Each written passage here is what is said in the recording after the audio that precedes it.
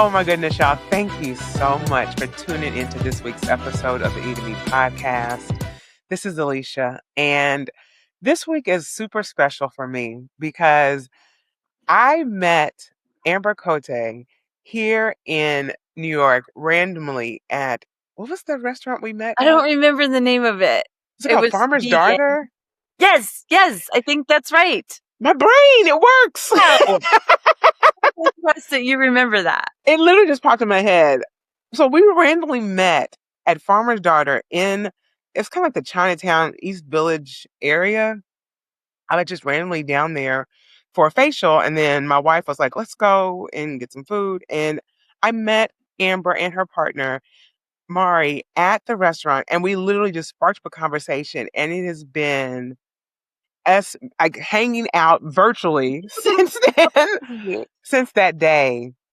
And today she's on the podcast because we've been keeping in touch on social media, but she's here just to talk about her story as you were diagnosed with cancer. When was it again? I got the diagnosis August 22nd last year, 25. Okay. Yeah. And I've been watching her story on social media. We've been, lightly having conversations on social media. And I was like, I would love for you, if you're okay with coming on the podcast, just to talk about your story and just how this journey has been for you since being diagnosed. And I am just honored that you are here today. So welcome, y'all, Amber Coté to the E2B podcast. Thank you so much. It's such an honor to be here and to just that you're interested in my story and that I get to share it with your listeners and watchers. Of course, I'm just blessed that you're here today. So, like I said, y'all, randomly we met at this restaurant, and it was just, I don't know, like Amber, like what, like were you guys here just for like just leisure, like travel? Yeah, I actually took Mari to New York for her birthday.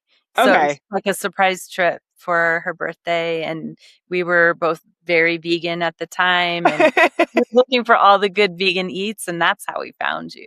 That is so, and that, first of all, let me tell you, that's the first time we've ever been to that restaurant. Never been there before. And like I said, Chris was like, I think I found this restaurant down the street. We were hungry, and I was like, okay, let's just go and get some food. And then we meet these two beautiful people. And we sat there and talked for a really long time.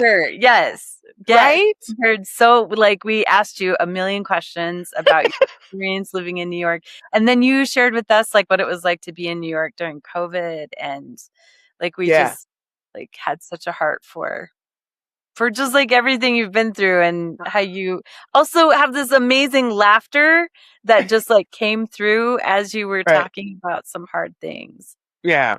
And I mean, that's kind of like how I just cope anyway, because it's like, it's either I laugh or cry. It's one of the two. Like, I get it. Seriously. Yes. At that time, was that when you guys first started dating? We had been together, I think, for about a year, maybe. Yeah. Okay. Yeah, okay. I think we had just been together a year. And then it's funny because I'm asking that, one, because it's like when I saw you all, I was joking with Chris because every time we're in a restaurant, we're like, lesbian. Maybe they'll be back in New York. I love it. Literally, so because we don't really have like a lot of friends that we hang out with at this point in life. I understand. It's so weird now in this time. Like, I'm 48. Like, when I was younger, I was always out and hanging and doing the things, right? So all that to say, when I saw you all, or when we see other lesbian couples, or who we think are lesbian couples, we're like, yes. Oh, do you think we could be friends? Do you think we could be friends? Totally. That's how we were feeling about you two. Like, that is pretty sure lesbians, they should be our friends. Exactly. And so that's how it all sparked, y'all. And so it has just been a great relationship, even though we don't see each other in person. Just had that energy, just beautiful, beautiful energy between the four of us. So it's been great. It has been wonderful. Amber, you all live in, what city you guys again, in Colorado? We're in Colorado Springs. Yeah. There's Mari in the background. Hey, Mari. Yes. If you're watching on YouTube. And our son. I love it. Sorry about that. No, you're fine. I love it. So you're in Colorado Springs, right? Yeah. Okay, nice. And I keep saying that we're going to come out to Colorado Springs. I have Yes. never been to Colorado. You should come. You have a place to stay. So, I mean, this is very, like, I guess, I want to say ignorant. I don't know. So it's whatever. But, like, Colorado, in terms of, like, just the LGBTQ community in general, how is it there? Is it pretty chill or is it kind of mixed So, bag? you don't know then, Alicia. Colorado Springs, Colorado Springs put Colorado on the map many years ago as the hate state because we have a lot of religious organizations in Colorado Springs by Okay. design. So we have military and we have a lot of religious like big headquarters. We have Okay. Compassion International, Focus on the Family. And so Focus on the Family, I don't know, I think 30 years ago now, Hmm. started a campaign to essentially make policy to legally discriminate against LGBTQ people.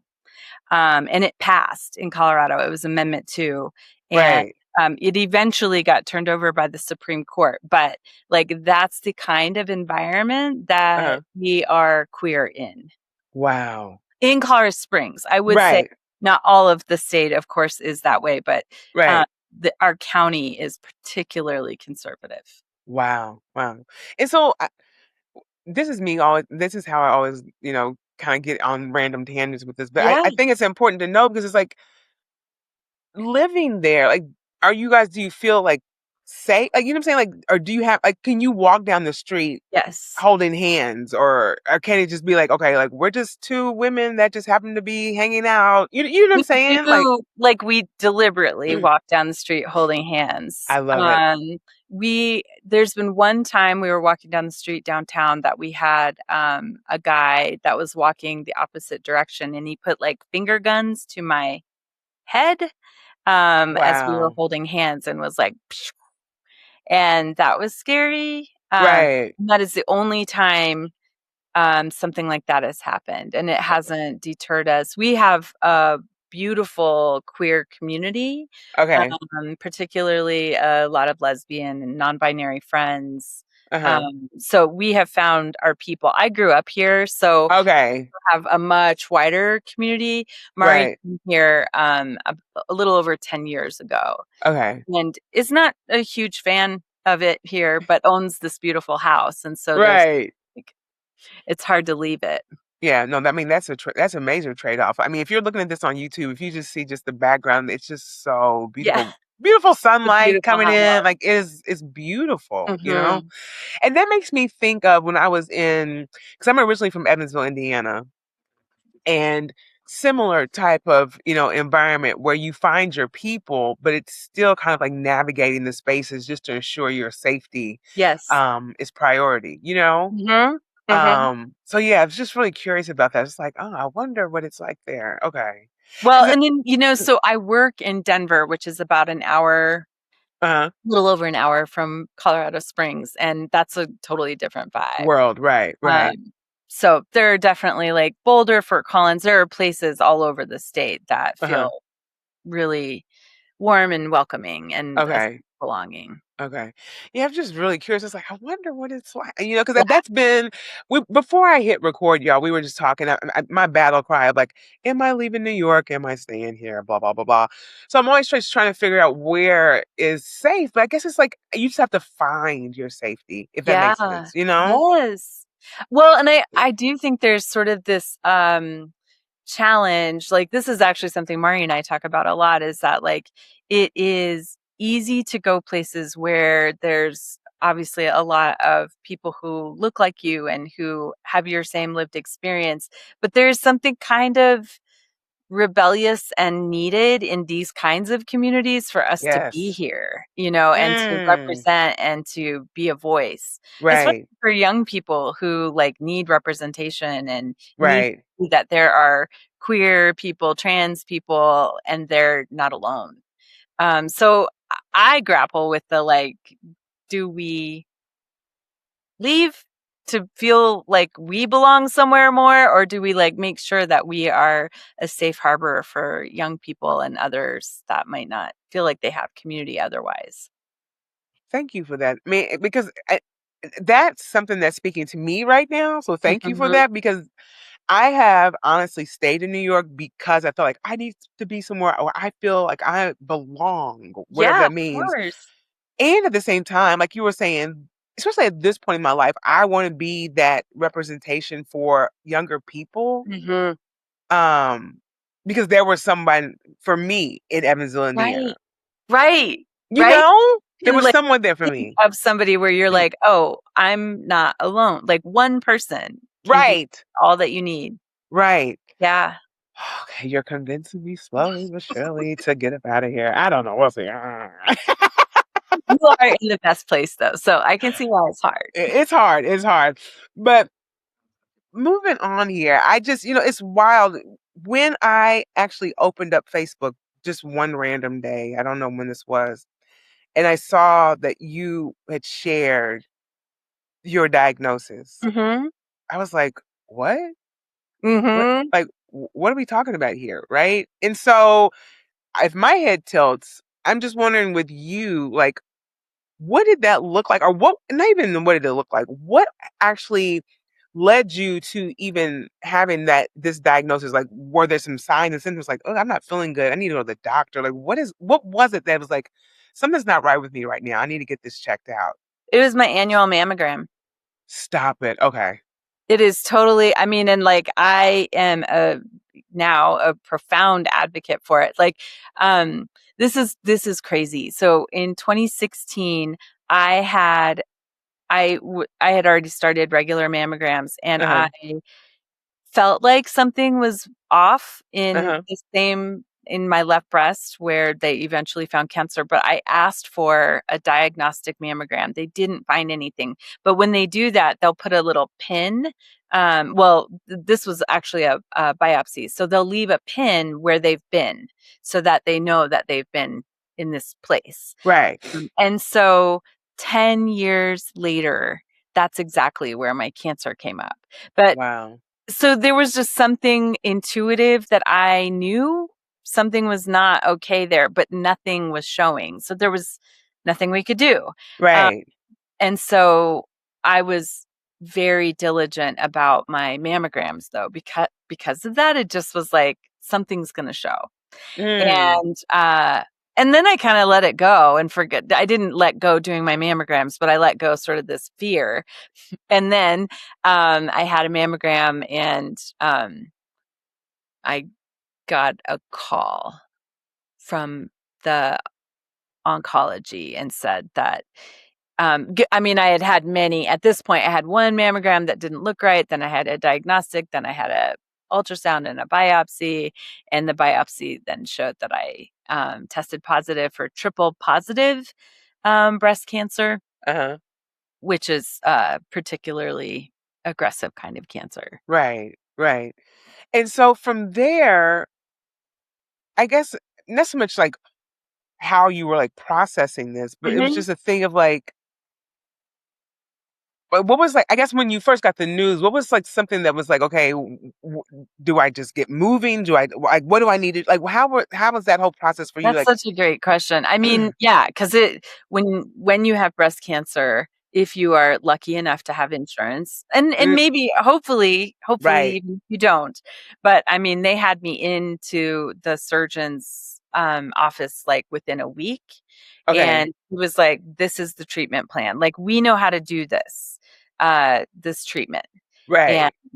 so they just explained how it was going to go, and it was very fast and pretty aggressive. And I mean, the surgeon walked in and was like, "We're going to cure this." Like that was the first thing she said when she walked Okay. in.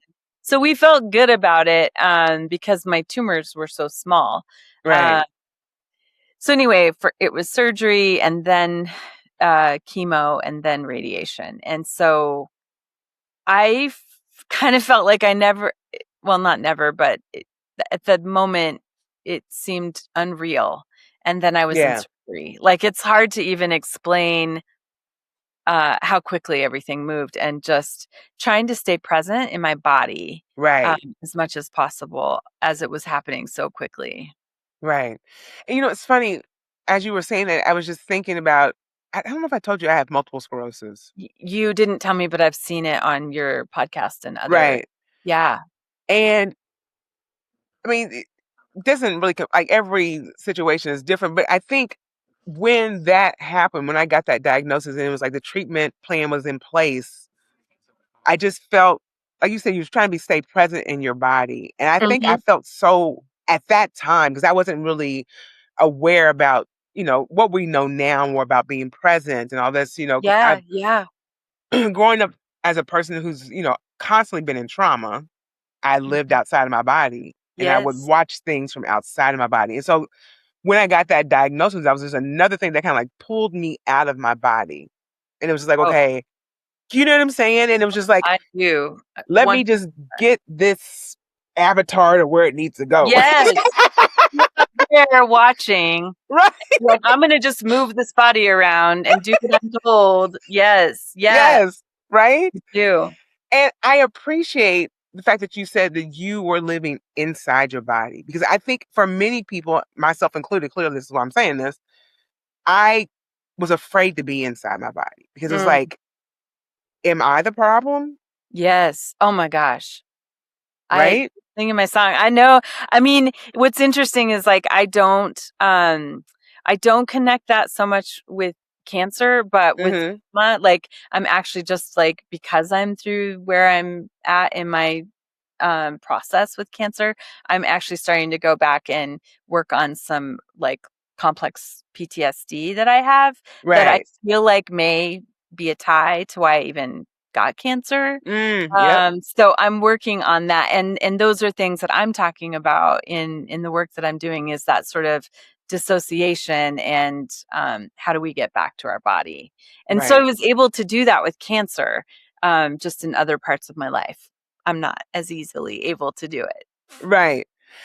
Oh gosh, I love that because it's like I don't know how many other folks are in a position to like associate illness with traumatic events and how we can bring a holistic approach. Because even now with Yes. healthcare, there's more talks, not a lot, but there are more talks around that, like bringing a holistic approach to illness. Was that something that possibly was like talked about with your providers, or is it just something you're doing as a personal journey for yourself and bringing You that know, holistic? I haven't talked to my providers about it, but I'm going to, because Yeah. they're wonderful about thinking about the whole body, and like they've been very encouraging of me like staying as active as possible, and of course eating well and all the stuff. But Right. that like whole body, and actually the very first meeting outside of meeting with my surgeon was like this day where you get to meet every doctor you're going to come in contact with during the process of Uh-huh. cancer treatment. And so you get to meet like a physical therapist and a nutritionist. And so they're very open to whole body, but there's this part we haven't talked about. And if I have any kind of like legacy with my team, I would like to like leave that conversation with them. Is that like I believe full-heartedly that this is connected to my trauma. Yeah. Yeah. Because excuse me, I definitely feel actually I know that's my multiple sclerosis Mhm. is Yes. definitely tied to like trauma related things that I was not able to sort out at an early age or even, even now, like I'm still processing things, Of right? course. Yes. It's a journey in that regard, Yes. It Absolutely. it really is. So at this point, so you said that you had like surgeries already Mhm. since the diagnosis. Um Now were those surgeries just tumor removals? Like what Mhm. yeah, just tumor Yeah, I removals. had at the time I had an option. I had multiple options to Uh, have a mastectomy, a double mastectomy, or a lumpectomy. okay. And my original response was to just like double mastectomy. Like I'm just like I Yeah. don't want to deal with any of this. Right. And Mari in their wisdom was like, can we just talk about what you want your body to be? Right. You move through, like right now, you're just in survival and like, get Yeah. it out. Do everything you can to make sure I'm safe. Right. And she was like, but your body will change and your body will look different. Like, and she wasn't worried about like how I would look, but just like, just be with your body and think about if this is like what you want for the long term. And I'm so grateful for that because I had a lumpectomy and my breast is um the way it always was. Like it doesn't Right. look very different, and all of my doctors assured me that it wouldn't make a tremendous difference for me to do the double mastectomy. And it was so Right. much more traumatic, obviously, to do it that way. Right. Right. So we went with the much more simple surgery. Right. Yeah. And as you were saying that, you were like, just cut it off. Good. That's me. I'm like, just get it done. Let's get it over with so I can move forward. Like whatever that Yes. looks like, right? Yes. And I think that goes back to that whole trauma thing because you know what I'm saying? Because it's like, okay, Yes. just get it over with so I don't have to think about it, I don't have to live with it. Because it's like if my breasts are still there, then I'm thinking I'm still Then they in can this. be a home for cancer. Yes. Yeah. Yes. Oh, yes. It's wild. And so I love that. And that goes back to what you were saying prior, just being in your body, Mm-hmm. living in your body and not being outside of it. Because that's you navigating that avatar. Let's get this Yes. thing from Right. point A to point B. Yes. And get anything that could harm away and like, oh, you Exactly. can cut it out, cut it out. To me is also like a metaphor or symbolic of like, if I could cut out some of the trauma, right? I would just Yes. do that. I would just sever it and like not have to do this work to heal, to Right. all the complexities of like healing is its own hard work. Right. It's so much easier just to cut it out and not have to think about it. And it's true because I think about that even just with like certain people that were in my life that Mhm. were, I don't want to say caused the trauma, but I guess that were a part of the traumatic experience. Like I'm Yes. trying, I don't know, and maybe that's something I still need to work through as I'm well with sure. how do you like word that where it's like not placing all the blame on certain people, Mhm. and at the same time, I don't know, this is something I have to unpack with like therapists or something because it's like I was a child when a lot of these things happened. Yes. So You yeah, didn't okay, have any control. Right. right, Yes. I can go down that road with you. right, okay, we're not doing this. This is for Yes. somebody else's Yes. professional couch, but Yes. A different podcast. but it's like really honing in on that. It's like okay, healing through that and still having to be exposed to those people. Mhm. It's some same thing with your breast, right? Like still Yes. they're still there. Um, Yeah. you know what I'm saying? Like, does that make You sense? know what you're saying. I mean, because I kept my breasts, like I've had to reconcile that like I love my breasts and I'm not Right. angry or afraid of them. Like I don't want Right. to have my body be a place where I feel afraid of Yes. my body. Yes. Yes. Thank you. You clearly articulated that way better than what was going on here in my head, but that's what was happening in my head. That makes sense. Yeah, well, I think about you though, Alicia, with MS because there are so many, I'm sure I don't have MS, but like up and down experiences Hmm. of like Yeah. feeling great and then having hard days and Yeah. symptomatic days.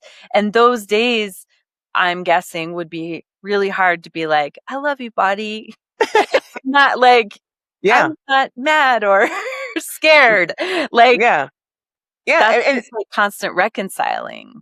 it is. And it's like, certain things will happen. Like now I'm having issues with my left eye, right? Mm. And I um wasn't really I shared it with Chris, but I really didn't like go into depth with her about it at one point. And so the other day I happened to be like looking, she was telling me to look at something to my left. And so when I motioned over to look, I closed my left eye to look at it. She's like, "What are you doing?" And it's like, Oh. right. And I was like, "I told you if I look to the left, I have double vision now." And she was like, "What?" And I guess it just wasn't something that I articulated in that way. And I think it was because it was just so much for me to process the fact that now this is Sure. the way my vision is now. Like I have to kind of like deal with this now. It's another thing. Mhm. And so she was just like, "Why didn't you?" I said, "I thought I did," and but it's just constantly trying to live in this body and be okay with what's happening with it as things It progress. keeps You know? changing, right? Yes. Right. Yeah. Yeah, and So being at peace has gotta be, like that is not, like, a one day kind of like, "Okay, I'm good. I'm at peace." Like, it's a practice, it's a I'm sure. practice. It is a Yeah. practice. So yeah, so it's just wild in that regard. But yeah, thank you for articulating that initially because I was like, I'm trying to get this out in a way that Yeah. it's that sounds, whatever. But so right now, in terms of like your treatment and process, how are things going with that? So, yeah, I had surgery in September. We went to Costa Rica between surgery and I chemo love because it. I just needed some joy, Yeah. and relaxation, and so we were very lucky that we were able to, like, afford it and make time for it and all the things. So we went to Right. Costa Rica, then I started chemo in November.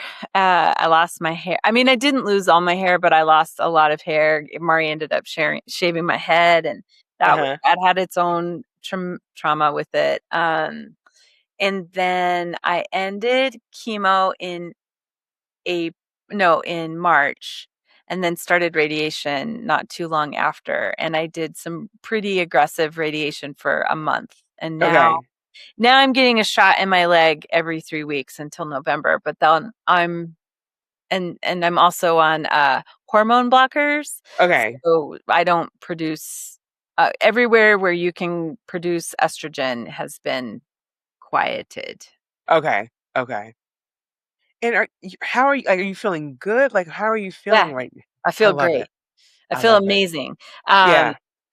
Part of it is that I was lucky enough, I'm not even sure why, to still stay active Yeah. during chemo, as much as I could. I rode my bike, we went to Mm. the rock climbing gym, did yoga and lifted weight. Like, whenever I had energy, I did it, Right. keep my body moving and, like, lubricated and remember Yeah. that it's here to do other things than treat cancer. Um, Right. so I think that had something to do with it.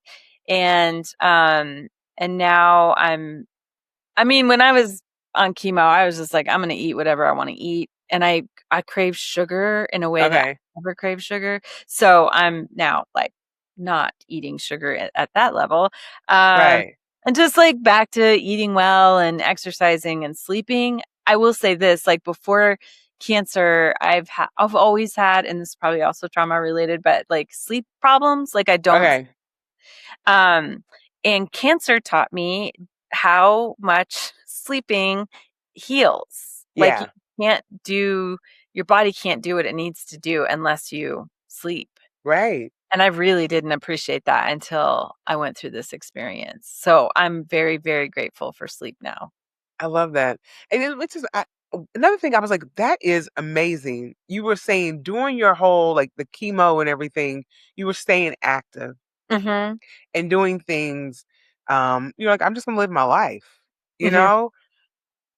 That is a testament, I feel like, to what we are traditionally thinking about when it comes to folks who are going through like chemo and different cancer treatments. Because for the average person, I would say, and maybe I'm wrong about this, but when you think of someone going through this type of therapy, you think of them just weak and depleted and not able to do all the things. And not to say that that doesn't happen because it Yeah, does. it We, does. I would be ignorant to say that it doesn't, but to know that there is a possibility to still have things that you enjoy beyond this actual diagnosis and treatment.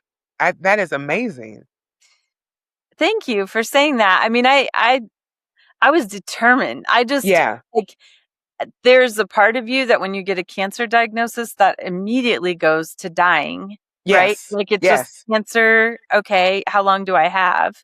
And so in that, I mean, there was still a lot, of course, a lot of talk, and still is, of curing cancer, and being okay for longer. We're all going to die. So Right, not right. saved from dying, but it does appear that it's going to be a little bit farther down the road, possibly. But it was so stark that like Uh-huh. every day that I have, like I Uh-huh. want it to mean something. Right. And so I tried to get as much. I didn't stop working either. Really? My work was very supportive and like take all the time you need, but I love my work and Right.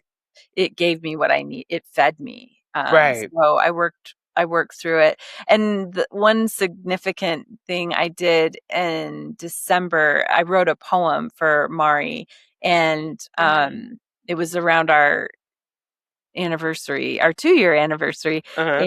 and I read it publicly in front of a big group of folks, and Mari hadn't heard it before, and so she got to hear it the first time. But I mean, I just in terms of like trying to stay present with meaning, even though your body's going through this really exhausting and sickening process, it's also like grab every moment, every spark that you can when you see it.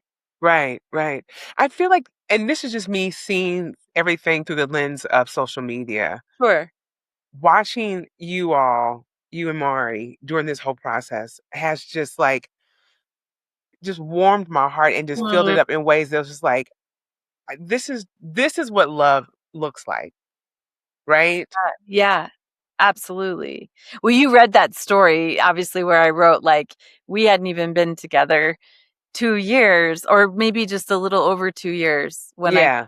diagnosed, and I just was like, "I can't you can't ask somebody to go through this with you when you barely haven't been together that long," and it Right, felt like such an intense request. right. But then it just based off what you were saying, it was just like she was like, "No, I'm here. Like Yeah, this is we're a doing part this we're doing together. it together." I Yeah, love that. me too. Oh my gosh. Now, as I was reading, I'm like sitting there like, this is, not a joke. I was like, I love them even more. Like it is crazy, you know. Like, I'm not joking.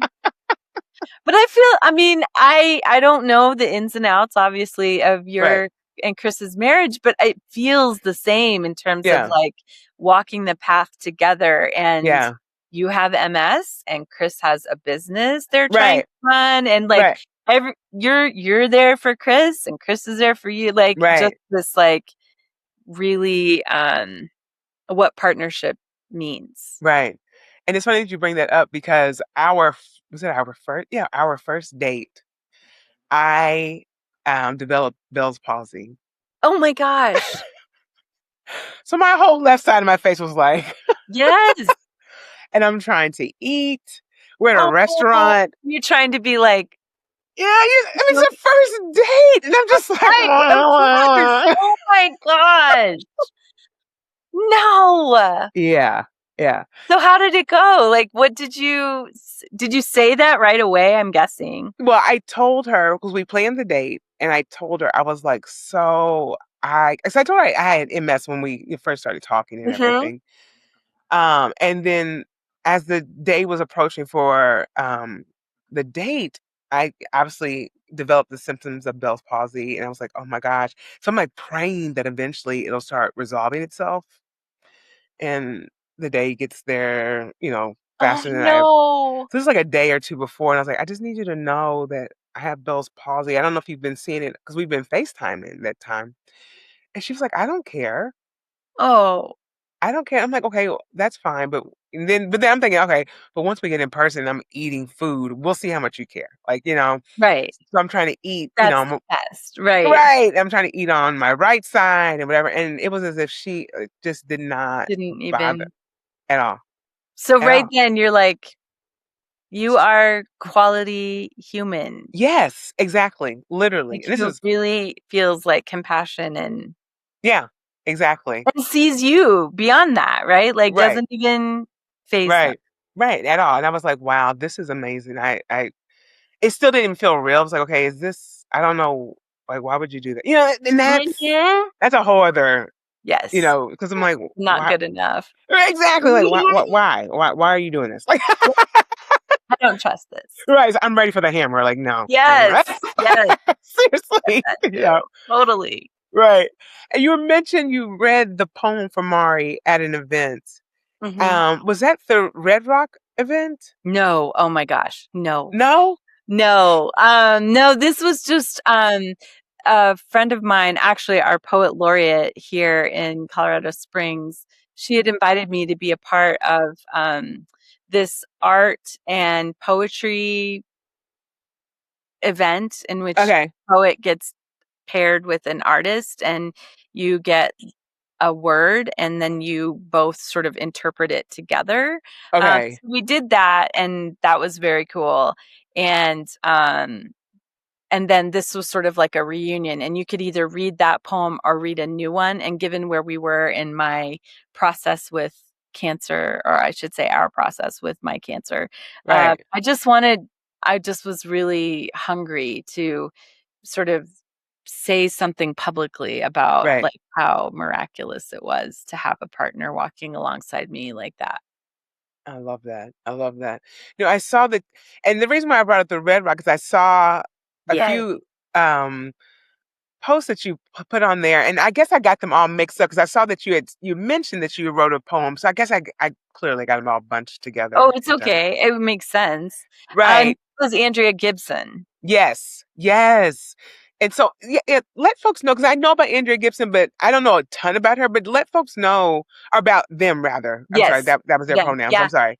About them. Yeah. Yeah. Yeah. So Andrea Gibson was a Colorado poet. They were the state Colorado poet laureate. And they are I still say are, prolific poet. And Yes. so I think what really has been galvanizing around Andrea Gibson outside of them dying is that when they got the cancer diagnosis, many people knew of Andrea Gibson and Right. they were very open and vulnerable about the diagnosis, but then they just went into this like open-hearted, loving, like just started writing poetry about how great life is and how like I mean one of their poems is like the about a person wearing a MAGA hat in the chemo room, Mm. and obviously I could relate very much to that experience and like how when you're getting chemo, like so much humanizing happens. Yeah. And that was just this attitude that they just were explosive with in the most beautiful, bursting, like loving, open way. And so people were really drawn to that. And then, of course, they died. And now they have the film Come See Me in the Good Light, which is about the journey of dying with their Mm. wife, Megan. Right. And yeah, so anyway, the Red Rocks show was their last live performance, the film of it with the Colorado Symphony. Oh my And there were all gosh. these other favorite musicians of Andrea and Megan's that performed that night. And it was just overwhelming, beautiful. Yeah. Oh my gosh. I saw the different posts, and I was just like, this looked like it just looks Mm, amazing. yes. You know, Yes. Have you seen the film yet, Alicia? I haven't. I need to see it. Yes. You'll I cry. need to see it. Yeah. So it is, it's just, it's one of the most beautiful documentaries. And you think I saw a few things on social media, and this was right after Andrea passed, and it was just different clips of. I'm assuming it was a documentary, Hmm. and there was a segment I saw with them and their wife, and uh, Was Andrea reading a poem to Megan? yes, Oh my God. yes, Yes. I know, right? and it just broke me because I mean, you instantly go into your relationship and the love that you have, and it's just like I'm getting like tearful now. This thing I can't even fathom, Hmm. especially like in real time. Like their time is limited, Yes. and it's like still and yet you're living in this beauty of it all, because you have to, because you just Yes. don't know when. You just don't know when. Well, in that limited time, like they had a doctor say, obviously, you have terminal cancer, you will die from this soon. Yeah, And so like your time is limited, but to me also their poetry and that poem was all about like all of us are really in that position. We yeah, don't know, yeah. That's and like true. so that like gratitude of like I love you so much and like Ugh, sharing it with somebody because you just don't know how much time you have. Uh, right. was just resonated and continues to in S- my life. Right. It was beautiful, and so definitely I've got to check out the actual documentary. I gotta get my eyes here together.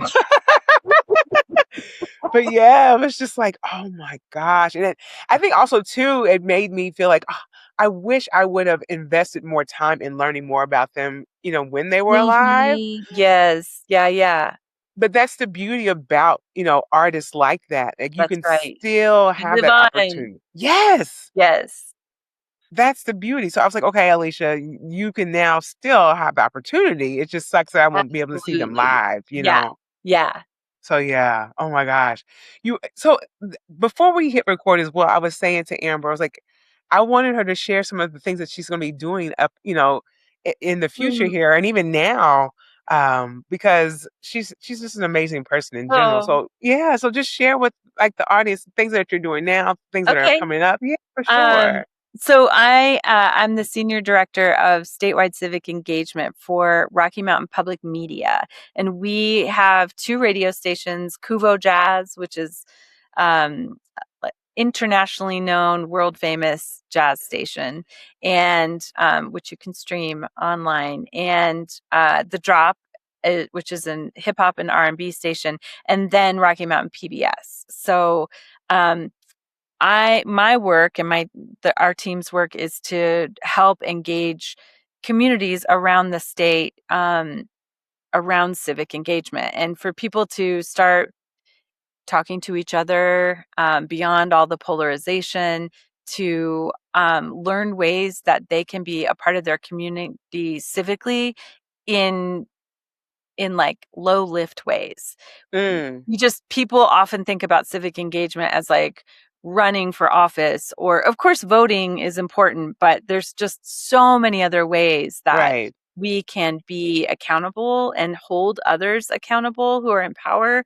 And so we just go around the state and do in-person gatherings around civic engagement. And Okay. so one way we're doing that, our film screening series, it's really powerful to use content, watch something together, and then have a conversation.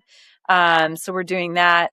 We're also doing a partnership with an organization called Warm Cookies for the Revolution, I love and that.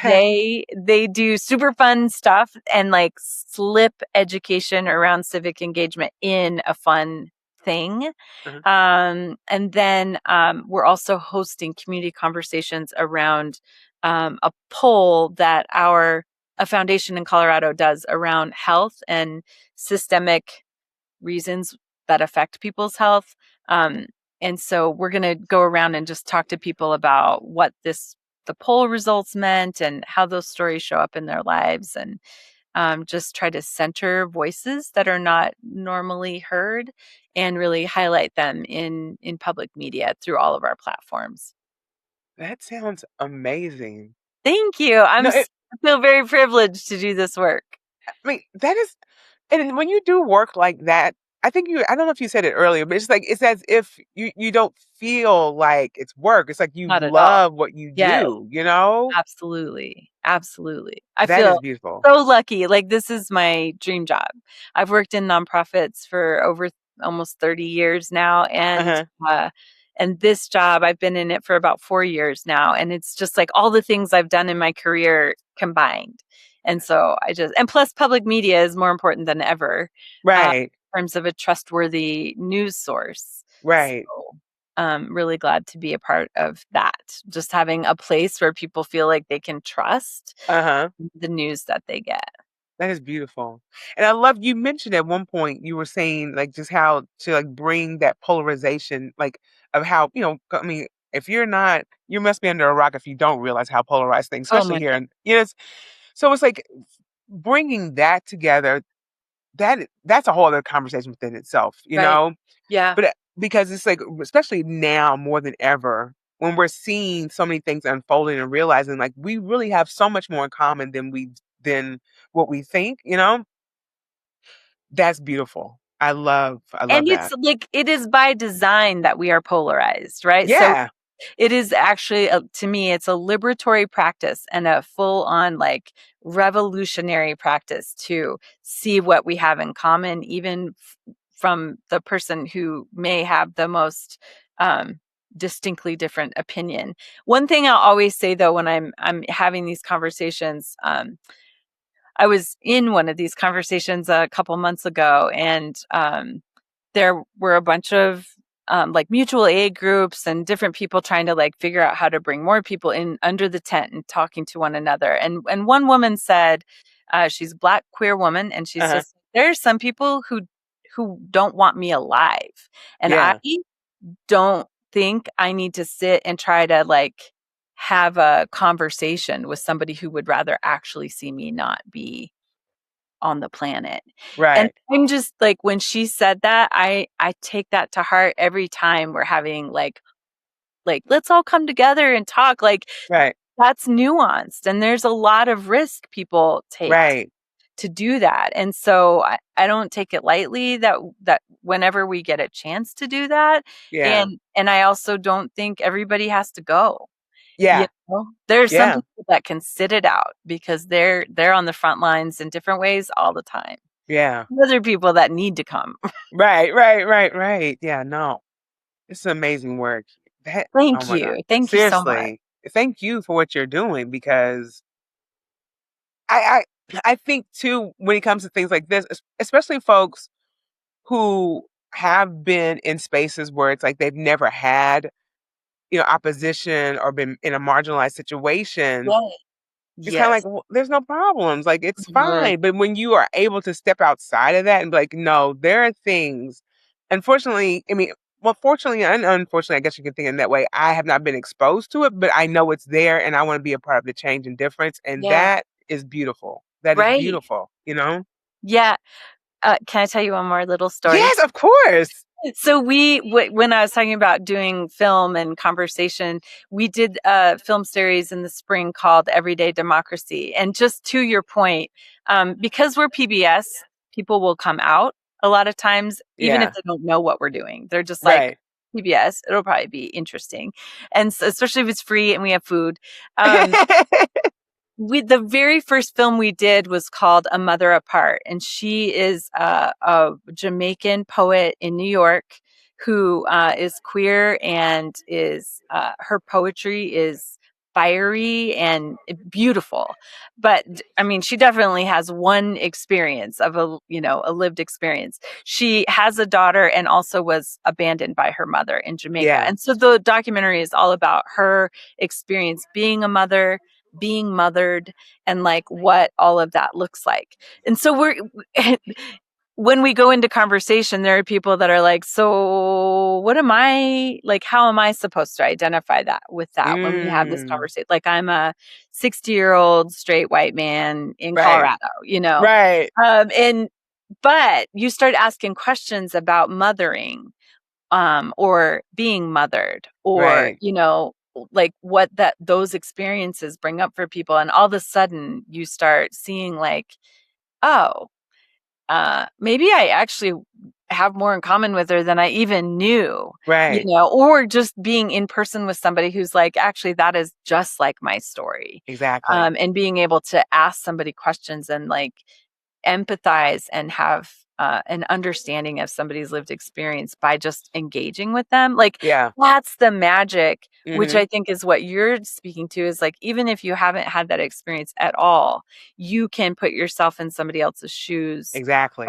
by having a conversation. Yeah, it's so true. And I love that you brought that up here right at the end. Stacey Ann Chin is one of my really good friends. Yes. Oh my God.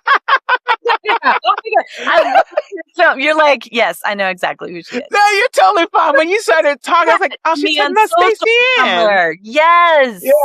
Oh my gosh. But her film, so you've seen her film. Yeah. It's so beautiful. I've seen it many, many times. But what's so powerful is just like how human and authentic she is, how vulnerable she is, how tender she is with her mother and of course her daughter. But like people can't help but find themselves in there somewhere. Yeah. Even if they have nothing in common with her lived experience. And I love her story. I was just so proud that we chose that as our first film. Because then people were like, oh, I get it. I get what we're doing here. Yeah. Oh my gosh. I love that she's of course. Of course she is. Oh my gosh. I want to come meet her. Yeah, you should. She's a powerhouse. She's amazing. She has also, I mean, she lives here in Brooklyn, but she also has what's called Kindred on the Rock. She has a like it's like a community in Jamaica where she's from. She's created this community. I'll share it in the show notes. Where she went back to Jamaica and she bought some land and she's like a house and thinks a few of the little um like it's like almost like a farm in a way, and she invites people to come and work the farm. And I'll share it in the show notes just so you can see it. It's in the film. Like she was just buying that farm as because it was like COVID and wow, that's so cool that it's continued on and like her vision is coming true. Yeah, and when the storm happened, the really bad storm in Jamaica, she was back there and just helping the people then, making sure they had fresh fruits and vegetables because I mean that access at that time was, very limited. And so she went back to help the community at that time too. Wow. She's amazing. She's amazing. She's a miraculous human. She really is. So yeah, but I'll share it in the show notes for you and for everyone else too. Yeah. Oh my gosh. Amber, you are the truth beyond compare. I'm telling you. I feel the same about you. Oh my gosh. This was wonderful. Thank you for just taking the time and sharing your story and just being just a change maker. You thank too, you. Alicia. Thank you for having this podcast, inviting me to be on the podcast. But like just the way you thread stories is like it's so important. It's the same thing I was just talking about, right? It's like hearing somebody else's lived experience and people being able to just sit with it and see themselves and feel compassion, empathy. Yeah, thank you. I do my best. Do my best. People can't resist you though. You're so charming and delightful. Oh, thank you. Thank you. Yeah, thank you for your time today. Oh, this was wonderful. And y'all, I'll share everything that we talked about here in the show notes. Amber, thank you so much again. Just thank you. Thank you. I will be in touch hopefully very soon. Please. Yes, definitely. And y'all listen, we'll keep talking and running our mouths, but because we love each other so much here. But thank y'all for listening to this week's episode of the E&Me podcast. I'll see you next week. Thank you. This was awesome.